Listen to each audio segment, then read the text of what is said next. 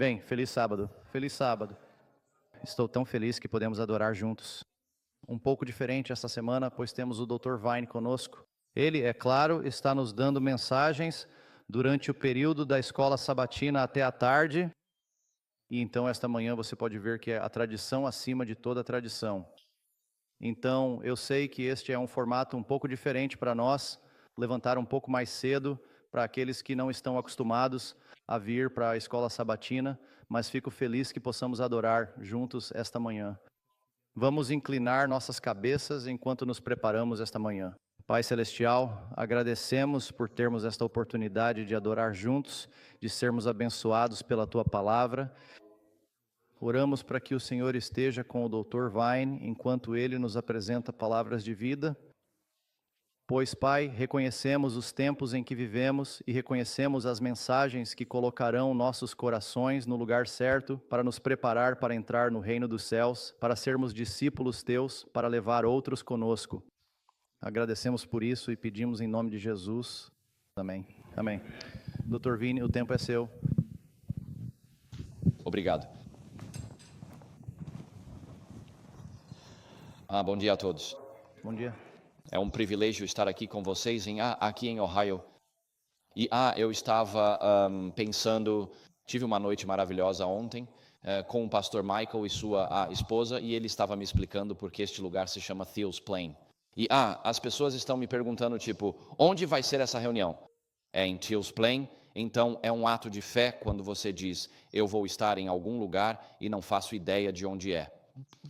É um privilégio estar aqui para compartilhar com vocês hoje. Quero agradecer ao pastor Michael pela recepção tão calorosa e pela hospitalidade de ontem à noite comigo, e estou ansioso para compartilhar estas horas de sábado com todos que estão aqui hoje. E para aqueles que estão nos acompanhando online, damos as boas-vindas a vocês também e oramos para que vocês também sejam abençoados pela nossa comunhão. Então hoje, nós vamos embarcar em uma jornada, teremos 4 sessões juntos. A última será uma sessão de perguntas e respostas hoje à tarde. A primeira palestra durante a escola sabatina, agora, vou falar sobre a tradição acima de todas as outras tradições. Porque às vezes pensamos que a tradição é boa e às vezes achamos que é ruim. Na verdade, existe todo um espectro de diferentes tipos de tradições. Vamos analisar esses, depois vamos olhar para a tradição mais importante de todas nas Escrituras. No nosso culto de hoje, teremos um sermão intitulado O Grande Reset, e isso se aplica diretamente ao momento em que estamos na história da salvação. E então, nesta tarde, vou falar sobre nossa maior necessidade espiritual do Apocalipse, nossa jornada de hoje. Hoje não farei sermão sobre liberdade religiosa, mas talvez vejam alguns desses em semanas. Então, trago saudações da minha esposa. Tenho apenas uma esposa. Ela está de volta em Berrien Springs. Nossa filha também está lá. Meu filho trabalha comigo no projeto Como a Agulha ao Polo. Ele cuida da gestão do site, mídias sociais e gravação das palestras. Sou grato pela geração Z e pelos millennials, pois eles trazem dons, habilidades e capacidades que pessoas da minha idade simplesmente não têm. Então, quando olho para um site, uma função de pagamento, meus olhos simplesmente ficam vidrados. Tipo, me dê grego ou hebraico, mas não me dê um site. Meu filho olha para um site e em 30 segundos já descobriu o problema. Eu estava dirigindo com ele há algumas semanas em Portland, Oregon, indo para uma igreja, e alguém ligou dizendo, tem um link quebrado no site. Meu filho pegou o celular, transformou em um hotspot, abriu o laptop, digitou um código e o site foi consertado na hora. Eu não faço ideia de como se faz algo assim. Sou grato pela geração mais jovem e pelos dons e habilidades que eles nos trazem. Então, hoje, para a escola sabatina, vou falar sobre a tradição acima de todas as outras. E, ao começarmos, convido você a inclinar a cabeça e convidar a presença do Espírito Santo. Pai Celestial, agradecemos hoje pela beleza do sábado. Senhor, agradecemos pelo ar fresco lá fora, pela grama verde, pelo céu azul, pelas flores lindas e pelo suave sussurrar da brisa ao nosso redor. E, Senhor, depois de 6.000 e poucos anos de pecado, ainda vemos a beleza da criação original ao nosso redor. E, Senhor, agradecemos porque Tu és um Deus de beleza e Tu te revelas a nós. Agora, Senhor, enquanto compartilhamos, peço que fales através de mim e por mim. Peço, Senhor, que o que eu compartilho eleve Jesus, que cada um de nós seja atraído para mais perto de Jesus com uma fé mais profunda, obediência mais fiel e um testemunho mais brilhante para Ele. Eu te agradeço, Pai, por ouvir esta oração. Em nome de Jesus eu peço. Amém. Ok. Algum de vocês tem memórias da infância, coisas que diriam que eram tradições preciosas quando crianças? Alguém tem lembranças assim? Sim, sim. Vejo algumas mãos se levantando. Ok. Então, alguém sabe que grande e duradoura tradição americana isso representa? Uma tradição que é um marco cultural? Ok. Black Friday, tudo bem. Então aí está. Temos a Black Friday e uma grande tradição americana. Eu amo o Dia de Ação de Graças. Acho que a atitude de desacelerar e ser grato a Deus por todas as bênçãos que desfrutamos é um dos dias mais maravilhosos do ano. É por isso que adoro o Dia de Ação de Graças.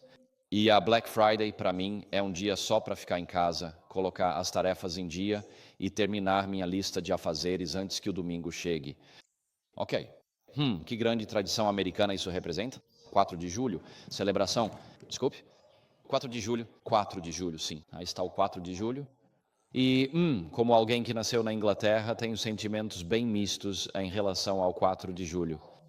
Mas eu acho que há mais de 60 ou 70 países ao redor do mundo que celebram a independência do Reino Unido. Então, se existe um fator comum em todas essas celebrações, são os britânicos. Mas o 4 de julho, na verdade, eu realmente gosto agora do 4 de julho porque eu valorizo as proteções da Constituição americana.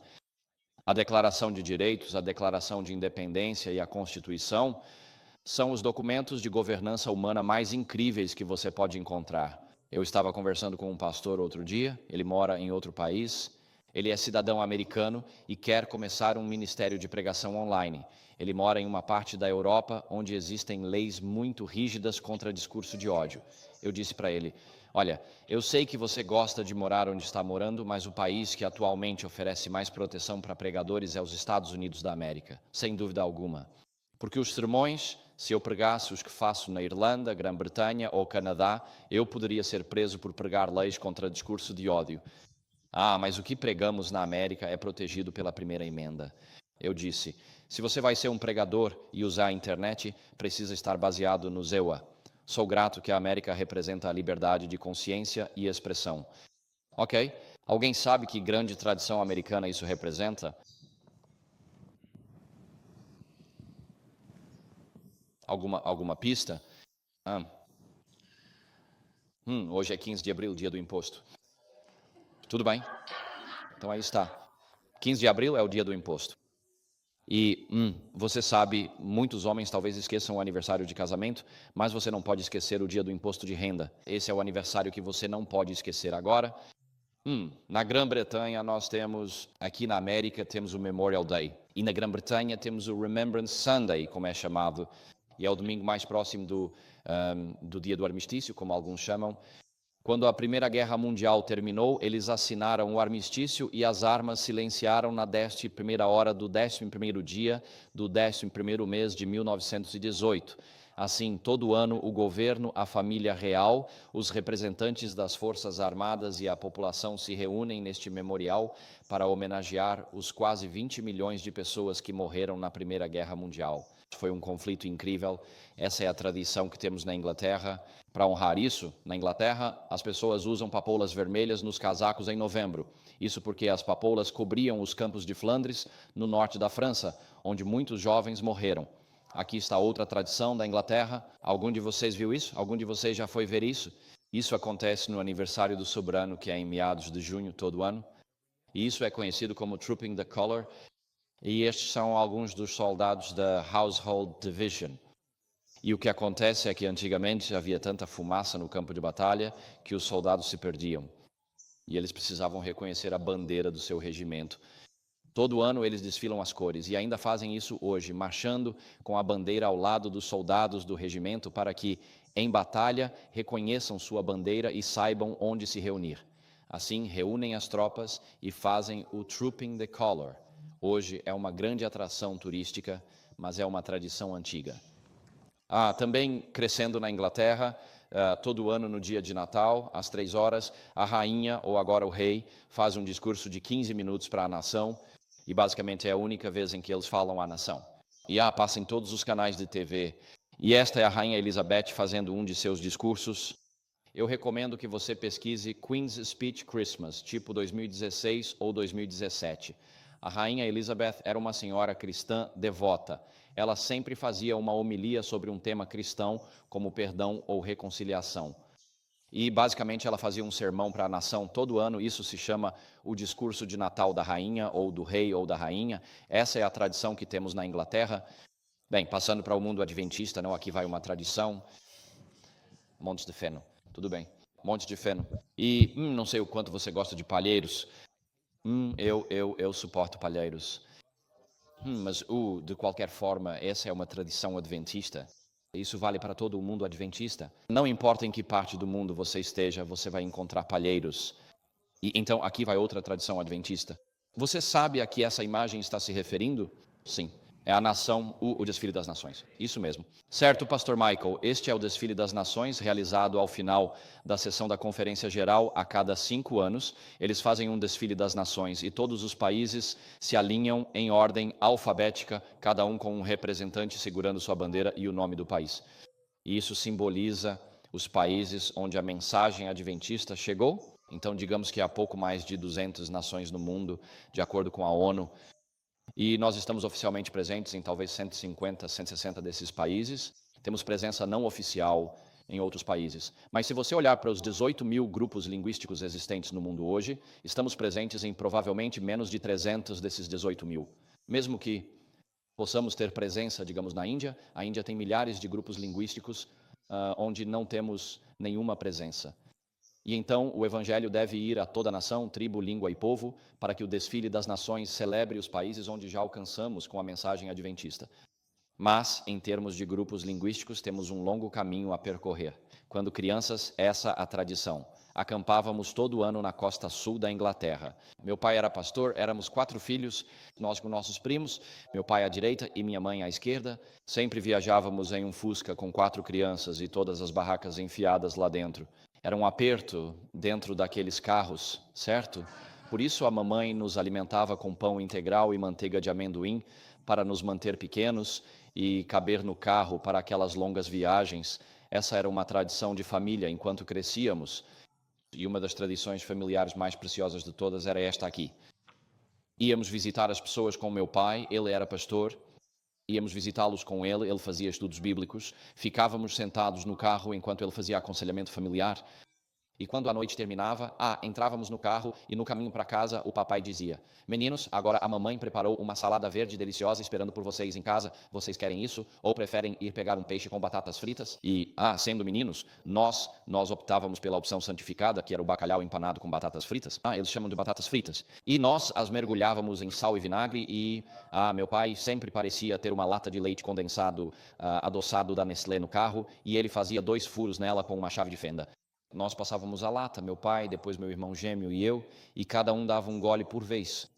Então você chupa o máximo que pode e depois passa para o próximo cara. Tudo bem, então sim, certo. Então, esses são exemplos de tradições relativamente inocentes e inofensivas. Então, nem toda tradição é de fato ruim. Bem, algumas tradições são úteis porque, principalmente quando você é criança, você vive a vida de um ponto alto a outro. Você vai de aniversários, Natal, Dia de Ação de Graças, 4 de julho, e essas tradições criam um esqueleto dentro do qual você vive sua vida. Nem todas as tradições são ruins. E como protestantes, quando dizemos que nossa fé é baseada somente na palavra de Deus e não na tradição, não estamos falando desse tipo de tradição. Portanto, nem toda tradição é ruim.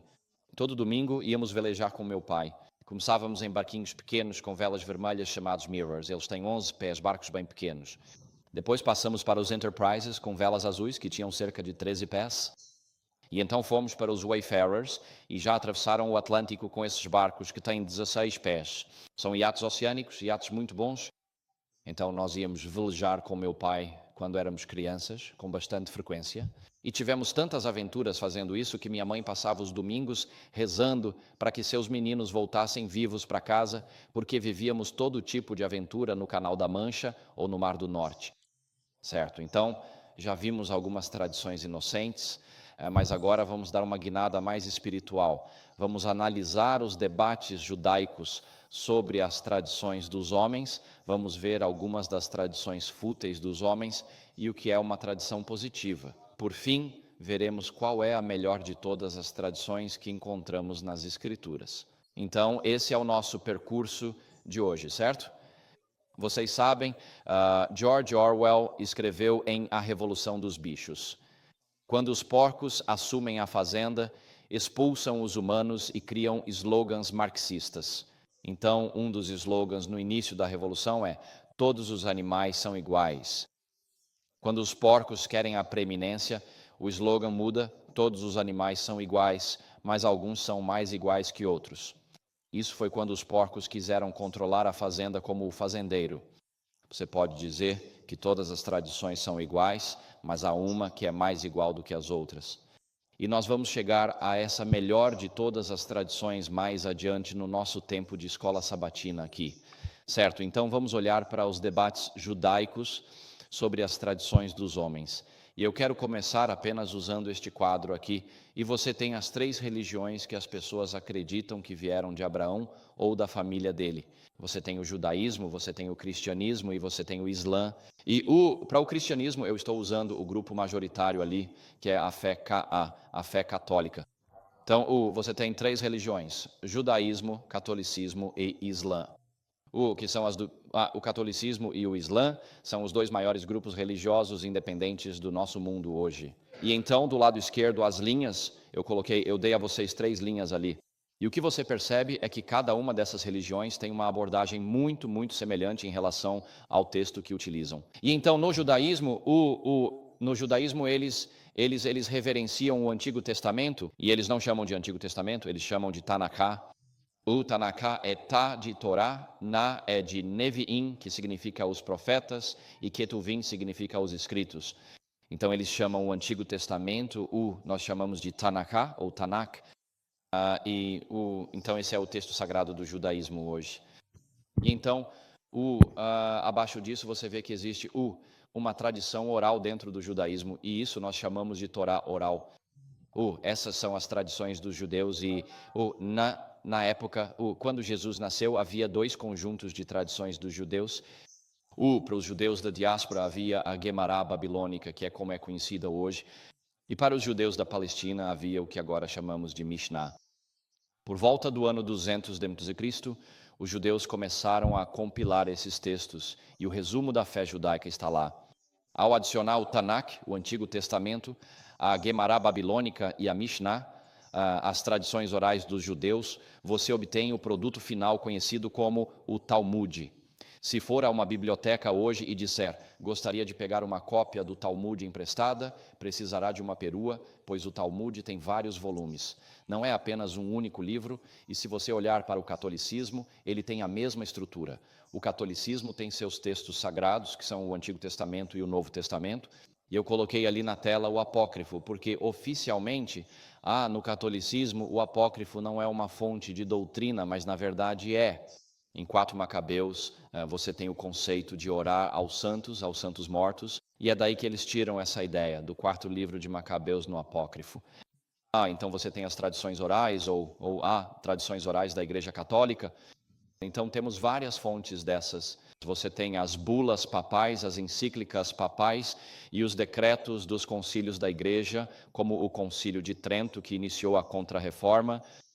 O Vaticano II também é uma fonte de tradição autoritativa na Igreja hoje.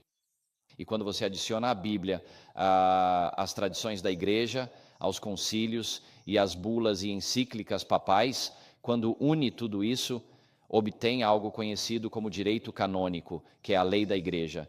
Então, quando você tem o Islã, o texto fundamental, como eles o veem, é o Alcorão, e as tradições orais que chamamos de Hadith. Os Hadiths são os ditos do profeta do Islã. E os Hadith, eles são coletados em livros, e alguns livros são chamados de Al-Sahih, o que significa que são confiáveis, são como o padrão ouro. Existem cerca de 5 desses livros. Al-Bukhari é o mais famoso deles, mas existem dezenas de milhares de hadiths. ditos atribuídos a Maomé, e as pessoas estudam isso por toda a vida. Elas analisam quem transmitiu a tradição em cada geração e se essa pessoa era considerada confiável com base na confiabilidade dos transmissores. Transmissores são pessoas que passam adiante a tradição. A confiabilidade da cadeia de transmissores determina a confiabilidade do hadith de Maomé. E então, quando você junta o hadith e o Alcorão, que são, o Alcorão é o texto, né, os hadiths são as tradições orais, você acaba com algo que combina tudo, conhecido como a lei Sharia. Então, a lei Sharia e a lei canônica sobre o Talmud são conceitos paralelos dentro do Islã, do catolicismo e do judaísmo. Você está me acompanhando até aqui? E com o adventismo não somos muito diferentes. Ok. Temos como texto subjacente a Bíblia, as tradições orais da comunidade, há escritos, há um pouco de profecia, e quando você combina tudo isso, obtém o manual da igreja, ok? Então não somos tão diferentes assim, ok? Com essa estrutura, você tem um texto sagrado, tradições orais que se acredita serem inspiradas, e une tudo isso em um documento, tipo, como isso vai funcionar? E isso é conhecido como o manual da igreja, né? O Talmud, a lei Sharia ou a lei canônica. Então, em todas essas religiões, o ponto que destaco é que no judaísmo, catolicismo e islã, as tradições orais são realmente importantes. Você não pode ter o islã sunita moderno sem o hadith do profeta Maomé. O príncipe herdeiro da Arábia Saudita, 3 ou 4 anos atrás, deu uma entrevista e disse: sabemos que a maioria dos hadith não é verdadeira. O entrevistador quase teve um ataque cardíaco. Quero dizer, literalmente, ele ficou apavorado com o que estava ouvindo. E o príncipe herdeiro, ele disse que a maioria dos hadith não é verdadeira, que precisamos remover tudo o que não está diretamente conectado ao Alcorão e que deveríamos ficar apenas com o Alcorão. E se você tira os hadith, elimina a lei Sharia. E 85% dos muçulmanos vivem sob o Islã sunita, que é a Sunna, o caminho de Maomé, expresso em seus hadiths. Então, se você tira os hadiths, você não sabe qual é o caminho de Maomé, o Islã sunita simplesmente evapora. Isso causou uma crise interna dentro do Islã nos últimos 3 a 4 anos. O príncipe herdeiro fez isso para diminuir o poder dos clérigos na Arábia Saudita, enquanto inicia um grande programa de modernização por lá. Mas o que temos aqui é que as tradições orais dos judeus são essenciais para o Talmud e as tradições da Igreja Católica são importantes para o direito canônico. Os hadith são essenciais para a Sharia sunita e o espírito de profecia é essencial para o manual da Igreja. Em todas essas 4 religiões, as tradições orais são realmente importantes e significativas. E então, quando dizemos sem sola escritura, mesmo como adventistas, precisamos ter muito cuidado com o que dizemos sobre isso, porque muito do que fazemos, muita da prática da nossa fé, não é tanto guiada pelo que a Bíblia diz, mas sim pelo que o espírito de profecia diz. E sejamos honestos sobre isso. Isso não é ruim, é apenas uma realidade. E então, o que eu quero focar hoje são as partes em vermelho na tela, a Torá oral. Porque é isso que se relaciona com o tempo em que Jesus viveu naquela época. Certo? Então, a palavra judaica para tradição, ou então a palavra grega para tradição, é paradoses. É o número 3262 de Strong. Significa tradição, aquilo que foi transmitido ou uma ordenança do passado. E na época de Cristo, os judeus acreditavam, e até hoje, na verdade, com a Torá antiga e o Talmud, os judeus acreditam que quando Deus deu a Moisés a Torá escrita no Monte Sinai, não foram apenas os 10 mandamentos, mas sim a própria Torá.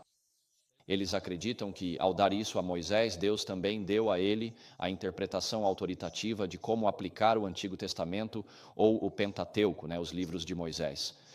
Isso ficou conhecido como a Torá oral, ou as tradições dos judeus.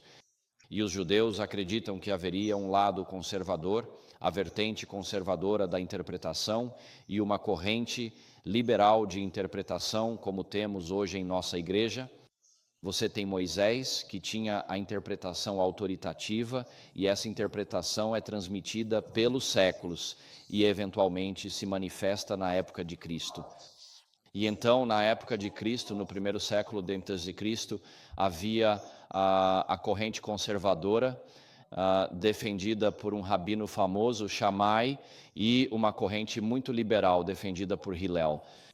É interessante que a maior parte do judaísmo reformista moderno segue a Beth Hillel, a casa de Hillel. Eles seguem a linha interpretativa dele da Torá. Portanto, isso não é algo perdido nas brumas ou névoas da história.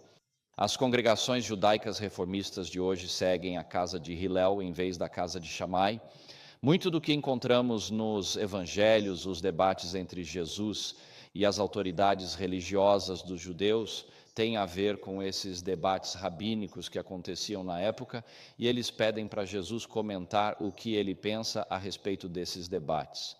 E um exemplo clássico disso é encontrado nesta passagem aqui, Mateus 19, versículo 3, onde diz: alguns fariseus vieram até ele, ou seja, até Jesus, e para testá-lo perguntaram: é lícito ao homem divorciar-se de sua esposa por qualquer motivo? Agora, eles não estavam apenas fazendo uma pergunta aleatória para Jesus. Isso era uma questão de intenso debate entre os rabinos e havia várias posições sobre isso, mas a casa de Shammai, eles eram os conservadores.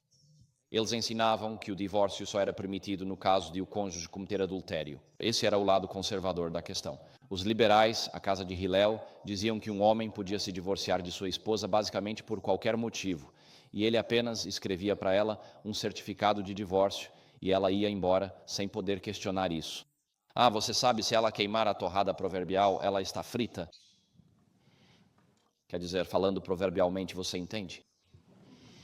Então, o texto subjacente que eles estavam debatendo era este aqui, Deuteronômio 24:1. Estou apenas dando um exemplo desses debates entre os judeus aqui e suas tradições, de forma geral. Diz assim: suponha que um homem se case com uma mulher, mas ela não o agrade, pois ele encontra algo censurável nela. Então, ele escreve uma certidão de divórcio, a entrega e a manda sair de sua casa. Ela então deixa a casa dele. E então os rabinos debateram o que Moisés quis dizer com a parte em vermelho. Algo censurável nela? Sabe, ela fala demais, ela ronca demais, ela anda muito rápido demais para o mercado, ela gasta dinheiro demais no mercado, estamos sempre discutindo um com o outro constantemente, sabe? As pessoas tinham suas próprias interpretações do que algo censurável significava quando Moisés escreveu em Deuteronômio 24:1. Os rabinos debatiam isso. A tradição oral conservadora dizia que algo censurável significava apenas adultério. A casa de Hillel dizia algo censurável significa qualquer coisa. E assim, na época de Cristo, o divórcio liberal era mais popular que a compreensão conservadora do divórcio, e como resultado, os homens estavam se divorciando de suas esposas por praticamente qualquer motivo, tipo, você me desagradou hoje, adeus, tchau, você não é mais minha esposa. E isso estava levando a problemas no casamento no judaísmo do primeiro século. E assim, encontramos um exemplo disso em Mateus 1:19, onde José descobre que Maria está grávida e ele ainda não sabe que isso é do Espírito Santo. Então, antes que o Espírito Santo apareça para ele, Mateus 1:19 diz: seu marido José, sendo um homem justo e não querendo expô-la à desonra pública, planejou deixá-la secretamente. Agora, o que esse texto mostra aqui é Moisés, Maria chega até ele e diz: José, ela diz, estou grávida.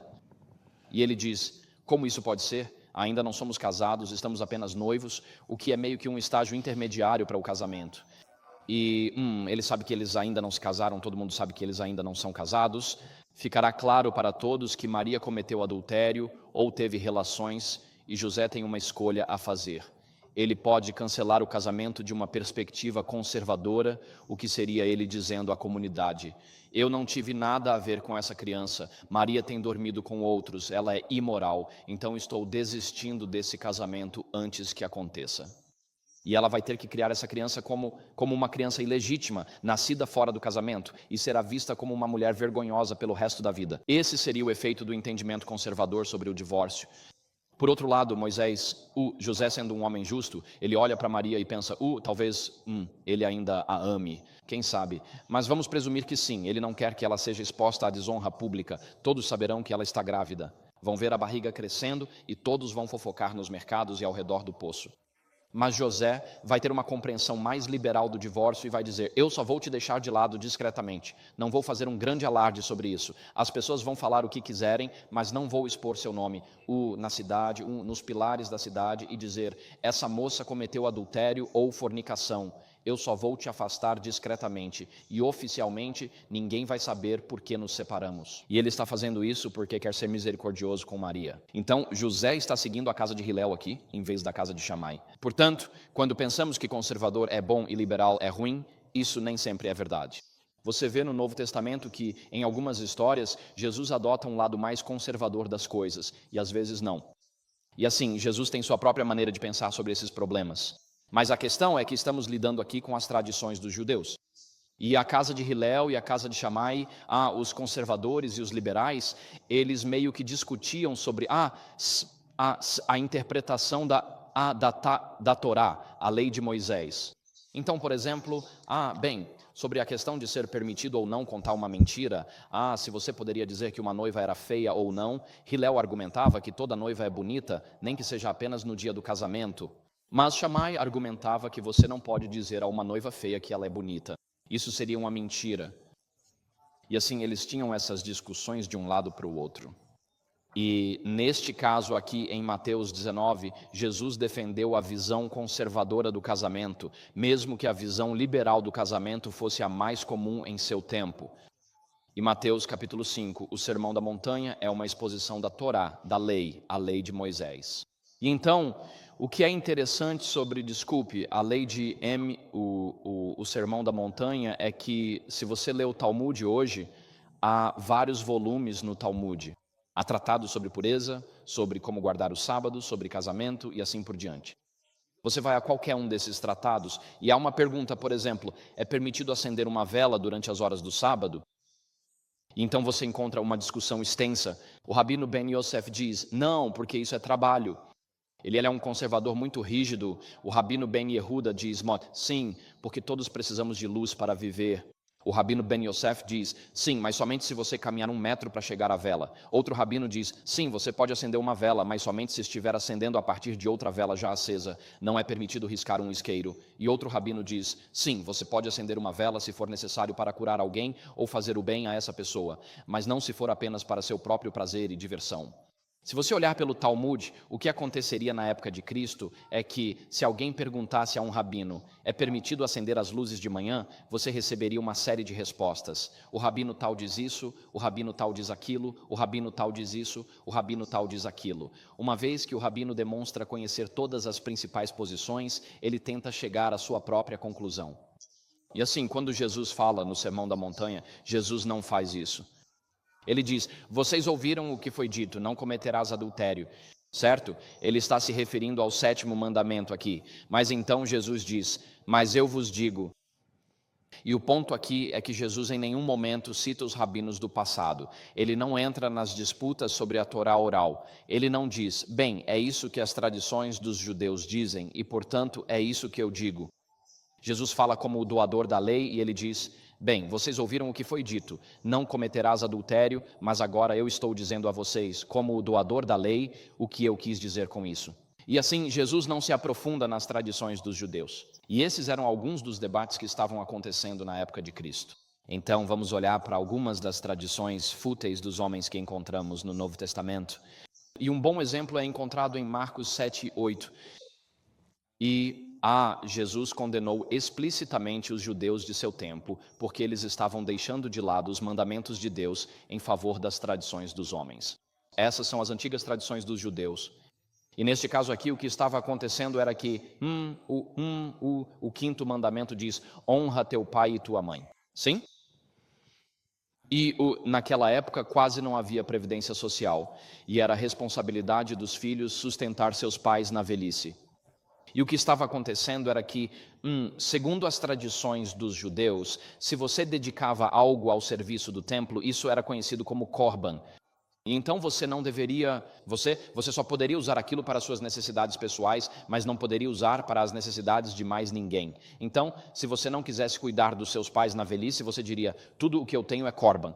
está dedicado ao serviço do templo, o que é como colocar em um fundo revogável hoje em dia, e só você tem permissão para se beneficiar desses bens, e o templo não se beneficiava. Só você poderia se beneficiar desses bens, e então você poderia dizer aos seus pais: eu adoraria ajudar vocês, mas agora tudo está dedicado ao templo, então não posso mais ajudar vocês. E dessa forma, os judeus deixavam de lado os mandamentos de Deus pelas tradições dos homens. E essas eram algumas das tradições fúteis, e Jesus condenou explicitamente os judeus por essa prática. Na verdade, ele continua dizendo isso aqui. Então, isso está em Marcos 7, 9 e 13. E ele lhes disse: vocês têm um belo jeito de rejeitar os mandamentos de Deus para manter a sua tradição, pois Moisés disse: honra teu pai e tua mãe, e quem falar mal do pai ou da mãe certamente morrerá.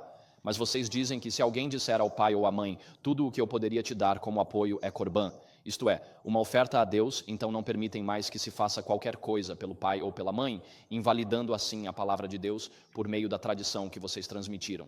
E vocês fazem muitas coisas semelhantes a essa. A palavra usada para tradição ali é paradoses. Mencionamos isso antes.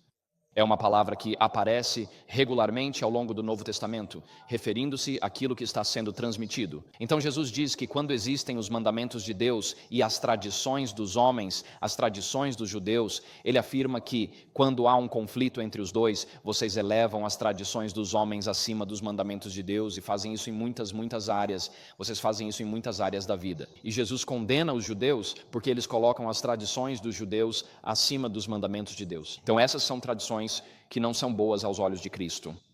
Existem tradições inocentes, como o 4 de julho e o dia de ação de graças, certo? Há algumas tradições e nós não temos problema com isso. Ir visitar seu pai e comer um pacote de fish and chips com sal, vinagre e creme de leite condensado adoçado, essa é uma ótima tradição da minha infância, certo? Eu guardo essas memórias com carinho. Elas eram doces em mais de um sentido. E então há tradições como esta em que uma comunidade religiosa pode ter uma tradição que pratica, mas que na verdade sobrepõe os mandamentos de Deus. E precisamos nos perguntar, em nossas próprias vidas, se temos alguma tradição na minha vida, na minha família, na minha casa, que sobrepõe os mandamentos de Deus. Por exemplo, você pode dizer: na nossa tradição eu sempre levo... Bom, esse não é um exemplo pessoal, mas é um exemplo hipotético. Você pode ter uma tradição que diz: eu sempre levo minha esposa para jantar fora no aniversário dela para que ela não precise cozinhar naquele dia. Justo. O que acontece quando o aniversário dela cai num sábado? Bem, levo minha esposa para sair. E ao fazer isso, você quebra o 4º mandamento. Ok, esse é um bom exemplo. Um exemplo simples de como podemos enfrentar esse dilema hoje em nossas próprias vidas. E assim, Jesus condenou as tradições quando elas anulam os mandamentos de Deus.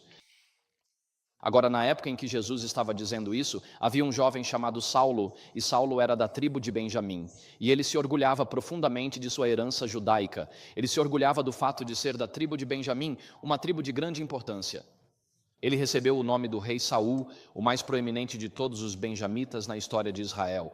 E também era cidadão romano, além de ser aluno em Jerusalém de um homem chamado Gamaliel. Nós o encontramos em Atos 22, 3, e ele é um dos estudiosos mais famosos do judaísmo do 1º século. Agora, Gamaliel era neto de Hillel, aquele rabino liberal de quem temos falado. E Gamaliel geralmente estava do lado liberal da interpretação e era um dos, se não o mais famoso mestre na época de Cristo e do apóstolo Paulo em Jerusalém.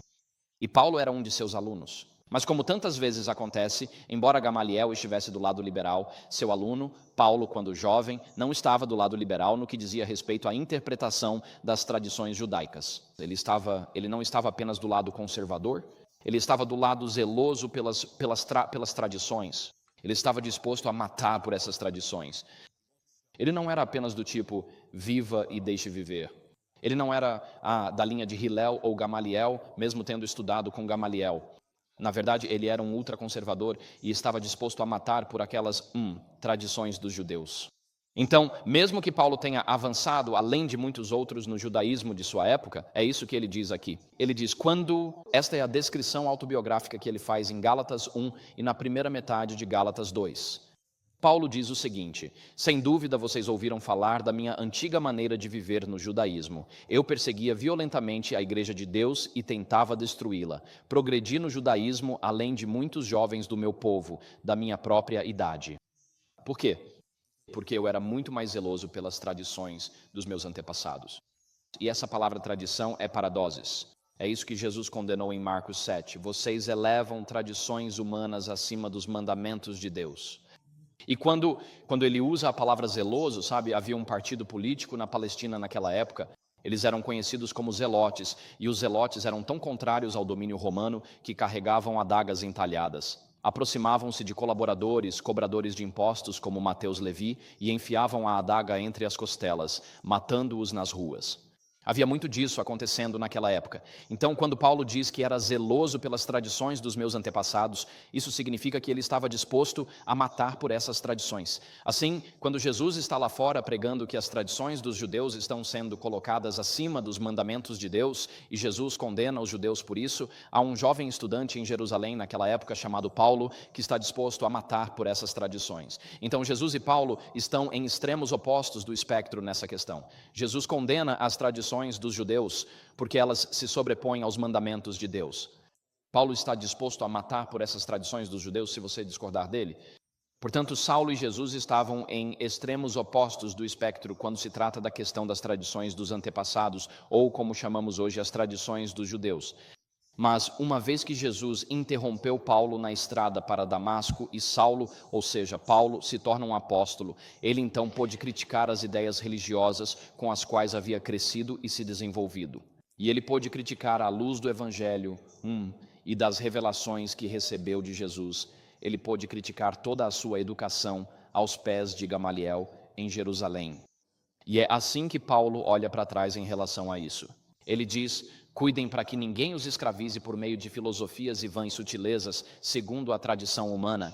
Essa é a palavra paradigmos ali, a palavra para as tradições dos judeus, segundo os princípios elementares do mundo e não segundo Cristo. E assim, quando Paulo estava escrevendo isso, a igreja de Colossos, que fica no leste do Mediterrâneo, havia muitas filosofias. A palavra filosofia, o sofos significa sabedoria. Sofia significa sabedoria, é uma versão feminina. Fileu significa amor, é como se você amasse seu irmão. Filadélfia significa amor fraternal. E assim, filosofia significa literalmente o amor à sabedoria ou sabedoria humana. E então Paulo diz à igreja de Colossos, onde eles tinham filosofia grega e tinham coisas como suas diferentes escolas filosóficas. Havia cinismo. Hoje temos cinismo. Eles tinham estoicismo. Hoje temos estoicismo. Eles tinham o epicurismo. Comamos, bebamos e alegremo-nos porque amanhã morreremos. Essa é a filosofia dominante na América. Vamos comer, beber e aproveitar ao máximo, fazer tudo da sua lista de desejos, então você pode morrer. Ok? E então, Paulo não está falando apenas, ele está falando sobre filosofias judaicas e gregas. Ele diz: cuidado para que ninguém os leve cativos por meio da filosofia. Essas são as filosofias do mundo grego que moldaram a América, a Grã-Bretanha e o Ocidente profundamente até hoje. Pensamos com base na filosofia grega. Quando dizemos isso não é lógico, é porque usamos a filosofia grega. Nossos cérebros são programados assim no Ocidente. Então, quando dizemos lógica clássica, todo A é A. Ok, me acompanhe nisso? Todo A é A, todo não A é B, portanto C é igual a B. Porque C não é A, então deve ser B, certo? Então, todo A é A, todo não A é B, portanto C é igual a B. Lógica clássica. Pensamos nesses termos, e quando alguém fala, um político diz algo, ou seu cônjuge diz algo, ou seus filhos dizem algo, você diz: isso não faz sentido, isso não é lógico. É porque estamos pensando com uma mentalidade filosófica grega no Ocidente e isso teve um impacto na nossa fé cristã. Paulo diz aqui: cuidem para que ninguém os escravize por meio de filosofias, segundo a tradição e os princípios elementares do mundo. Agora ele se refere a várias coisas na filosofia grega e os judeus tinham uma angelologia complexa. Eles acreditavam que havia hierarquias de anjos que eram intercessores entre eles e Deus. E então ele diz: e não segundo Cristo.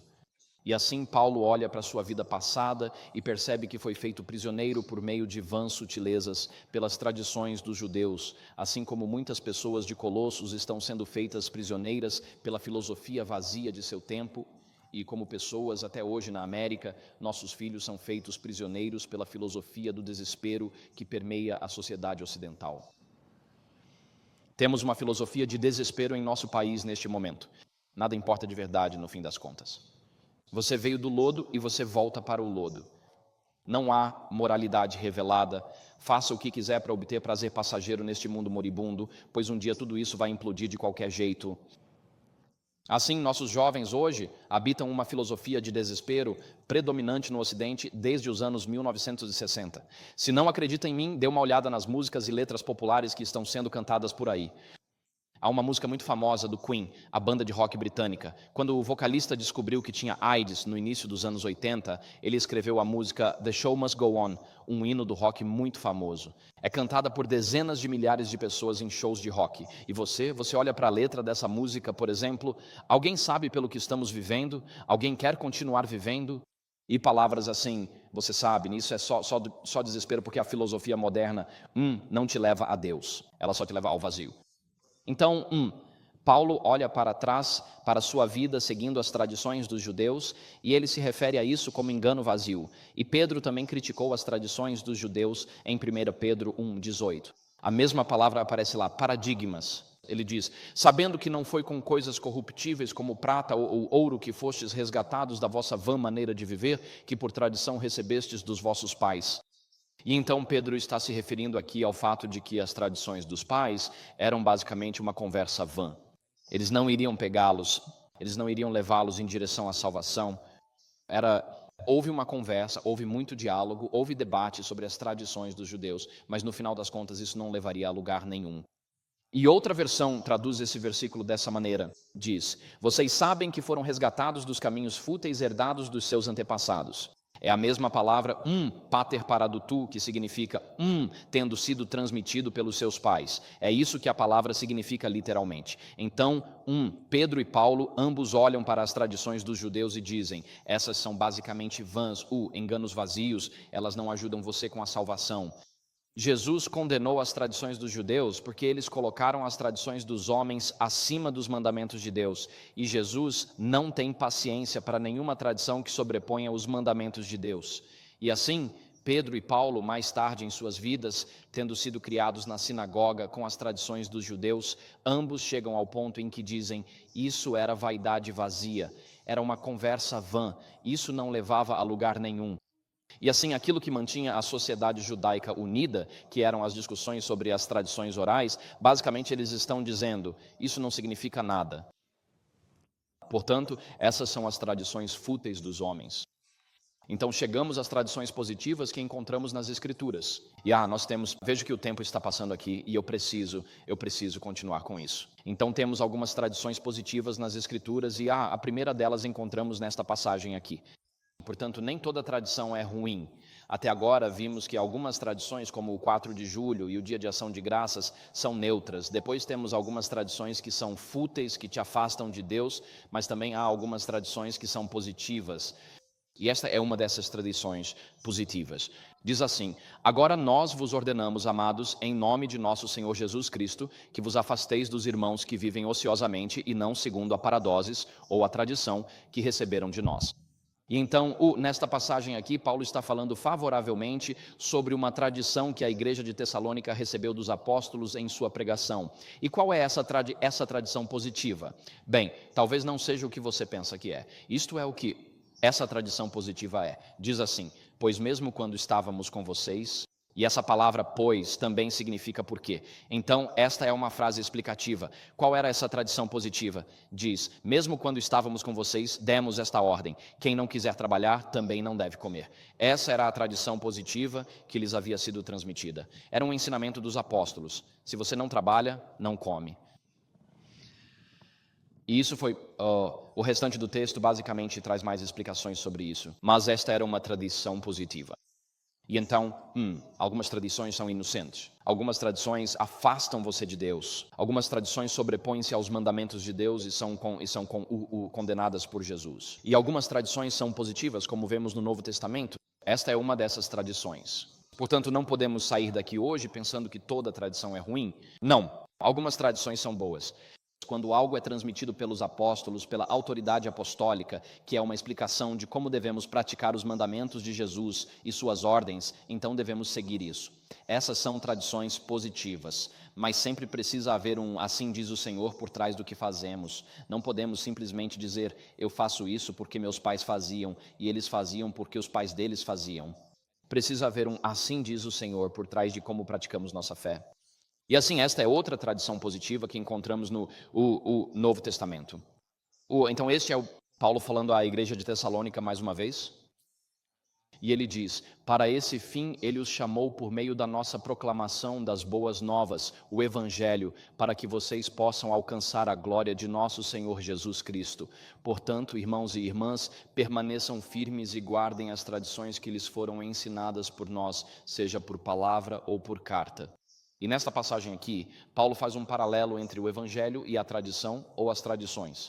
E então, nesta passagem aqui, vemos que o Evangelho, quando é algo transmitido de geração em geração, o Evangelho é literalmente uma tradição, no sentido de que a palavra tradição significa aquilo que foi transmitido. E assim, existe o ensinamento apostólico. Essas são tradições que transmitimos de geração em geração. E uma tradição realmente boa ou muito importante que é transmitida é a verdade do Evangelho eterno. E então, nem toda tradição é ruim. E assim Paulo continua dizendo em outro lugar, 1 Coríntios 15, 3, 5, ele diz, pois eu vos transmiti em primeiro lugar aquilo que também recebi. E essa expressão, vos transmiti, é a forma verbal de paradoses. Então é paradocos. Significa que eu vos transmiti ou eu vos tradicionei. Então isso é o que Paulo transmitiu à igreja de Corinto. Ele diz, eu vos transmiti em primeiro lugar aquilo que também recebi, que Cristo morreu pelos nossos pecados, segundo as Escrituras, que foi sepultado, que ressuscitou ao terceiro dia, segundo as Escrituras, e que apareceu a Cefas, ou Pedro, e depois aos 12. E assim temos tradições que são neutras, como o 4 de julho. Temos tradições que vão contra os mandamentos de Deus e Jesus condena essas. Essas são as antigas tradições dos judeus. Podemos ter tradições antigas no Adventismo hoje que vão contra os mandamentos de Deus. Precisamos refletir sobre essas coisas. Depois, há algumas tradições que os apóstolos transmitiram que são boas, como a de que quem não trabalha não deve comer. Mas então Paulo fala sobre a tradição de maior importância, aquilo que eu vos transmiti é a história de que Cristo morreu pelos nossos pecados, que foi sepultado, que ressuscitou novamente conforme as Escrituras. E essa é a tradição de maior importância que Paulo quer que recebamos, não apenas na igreja de Corinto, mas na igreja de hoje. E você percebe em que ele baseia a autoridade do Evangelho. Ele diz, 2 vezes ele diz nessa passagem, ele diz, conforme as Escrituras. Pois Cristo morreu pelos nossos pecados conforme as Escrituras. Então ele ressuscitou ao terceiro dia conforme as Escrituras. Então Paulo está baseando a autoridade do Evangelho, não nas tradições dos judeus, mas na própria palavra de Deus. Portanto, ele tem um assim diz o Senhor para essa tradição que está transmitindo. Essa tradição, aquilo que ele está transmitindo, é que Cristo morreu pelos nossos pecados, que foi sepultado e que ressuscitou, conforme as Escrituras. E assim, esta é a tradição de maior importância que Paulo transmitiu. Cristo crucificado, Cristo ressuscitado, Cristo exaltado e em 1 Coríntios 15, Cristo retornando novamente. E então quero que pensemos hoje, que tradição estamos transmitindo em nossas vidas? E a tradição de suprema importância, segundo Paulo, é Cristo sepultado, Cristo morreu, Cristo foi sepultado, Cristo ressuscitou e Cristo foi exaltado. Mas há uma outra tradição que supera todas as demais, perdoem a expressão hoje. Existe uma tradição que está acima de todas as outras tradições no Novo Testamento e ela se encontra neste versículo aqui. Esta não é uma tradição apostólica dos apóstolos. Na verdade, é o que o próprio Jesus fez. A melhor de todas as tradições está aqui. E você pode dizer, pastor, o que o Senhor está me mostrando na tela? Bem, isto é um interlinear. E eu recomendo que no seu próximo aniversário ou no Natal, você se presenteie com um bom interlinear. E o interlinear tem Você vê em vermelho, né, você tem a tradução literal, palavra por palavra, e em preto, logo acima dos textos vermelhos, você tem a palavra grega original ali, a palavra em grego. E logo abaixo, em azul, você tem a análise morfológica da palavra. Adjetivo, preposição, verbo, primeira pessoa do singular do indicativo. Então você pode analisar morfologicamente. Acima disso, você tem informações. Você tem os números da concordância de Strong. Um interlinear ajuda você a chegar ao cerne. Então, ao olhar para um versículo, olhe para ele em um interlinear. Ele vai te mostrar muito mais profundidade sobre aquela palavra. Ter um interlinear, se você não lê o grego do Novo Testamento, é como assistir a um filme em preto e branco que está em inglês. Então você vê o mesmo filme em glorioso Technicolor, é aí que você começa a entender o grego que o acompanha. É a mesma história, mas agora há muito mais nuances e tons. Por isso, eu encorajo você a conseguir um interlinear. Eles não são tão caros. Eles estão online disponíveis gratuitamente. Eu uso um interlinear em toda a preparação de sermão, eles são muito úteis e quero que você repare na última linha. Diz, e na segunda linha, aquele que então agora eu vivo na carne, ou a vida que agora vivo na carne, pela fé eu vivo essa vida do Filho de Deus, que a versão em inglês normalmente diz que me amou e se entregou por mim. E ali no grego é aquele que tendo me amado e tendo se entregado por mim. E essa palavra, tendo se entregado, paradontos, é um particípio passado do verbo paradoses. Esse é o substantivo, este é o verbo.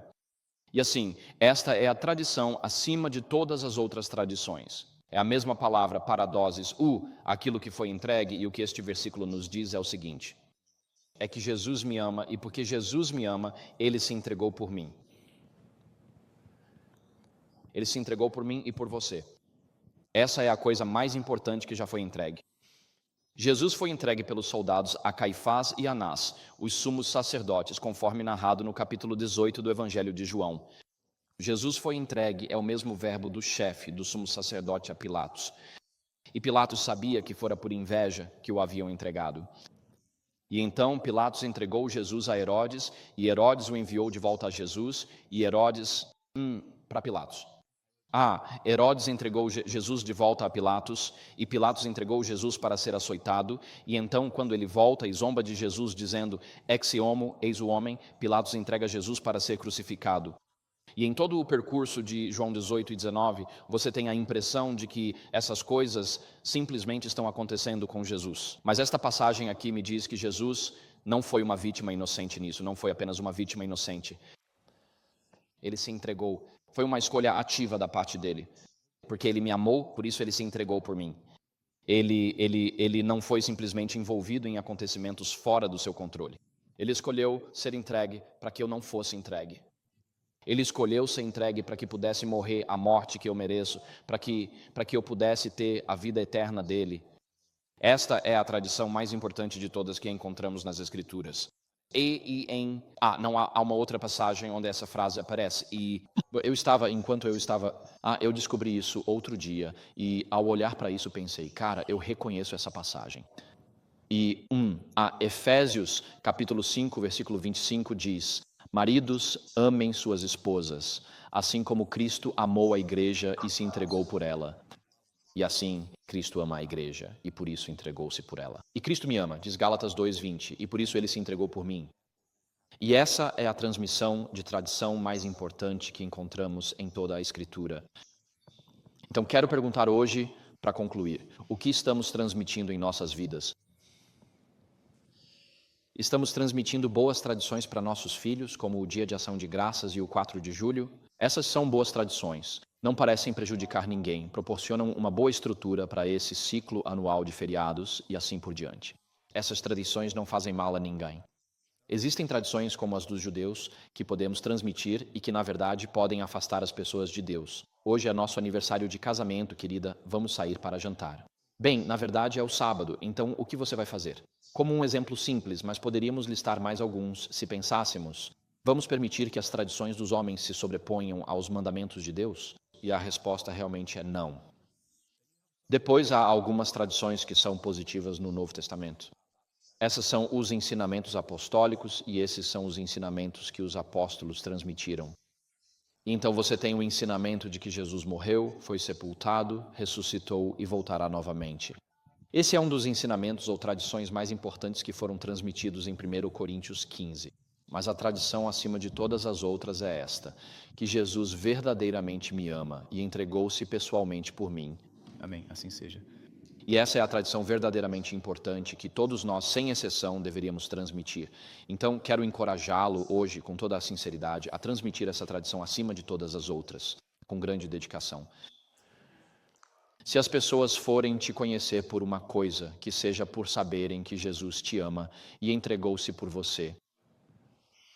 E se você for passar algo para seus filhos, netos, para a sua comunidade ou para o seu local de trabalho, que seja conhecido que Jesus morreu, ressuscitou e voltará novamente. Essa é uma tradição que vale a pena transmitir. E também, desde que vejam que assim como Jesus se entregou por nós, nós também nos entregamos em serviço a um mundo que está morrendo. Que as pessoas vejam Jesus em nós. Como adventistas dizemos, não gostamos de tradição, seguimos apenas a sola Escritura. Entendemos de onde isso vem, o conflito entre as tradições da Igreja Católica medieval e as Escrituras. Mas nem toda tradição é ruim, e há uma tradição que vale a pena transmitir para todos os outros. Uma vez perguntei a um pastor, ele passou 40 anos estudando a doutrina da expiação, o que aconteceu no Calvário? Porque existem várias teorias, e se você perguntar a um teólogo diferente, terá uma resposta diferente. E eu disse, depois de 40 anos de estudo, qual é a sua conclusão sobre o assunto? Ele disse, Conrad, tudo se resume a isso. Ele disse, Jesus me ama. Eu sei disso porque a Bíblia me diz assim. Amém. Esse é o cerne da questão. Uma vez que aprecio, conheço e recebo o amor de Cristo em minha vida, posso transmitir como bela tradição para as pessoas ao meu redor a boa notícia de que Jesus me ama, se entregou por mim, se entregou por você. Ele morreu, ressuscitou e voltará, não apenas por mim, mas por você também. Amém. Que as pessoas possam ver essa tradição em nossas vidas a partir de hoje. Vamos inclinar nossas cabeças para uma palavra de oração. Pai Celestial, te agradecemos porque Jesus nos ama e se entregou por nós, porque Jesus não apenas falou, mas também viveu o que pregou, porque Ele não nos deixou como um planeta em rebelião, um grão neste universo, e foi se concentrar nos mundos não caídos. Mas, Pai, eu te agradeço porque enviaste teu Filho ao mundo, não para condená-lo, mas para que, por meio dele, o mundo fosse salvo. Então, Senhor, em nossas vidas, a partir deste dia, humildemente pedimos que as pessoas possam saber, através de nossas vidas, ministério, palavras e da forma como vivemos e nossas famílias interagem, que servimos a um Salvador que nos amou, morreu, foi sepultado, ressuscitou, voltará, e fez tudo isso por amor a cada um de nós. Senhor, que as pessoas possam ver e experimentar o amor de Jesus em nossos lares, corações, casamentos, a partir deste dia. Em nome santo de Jesus, nós oramos. Amém.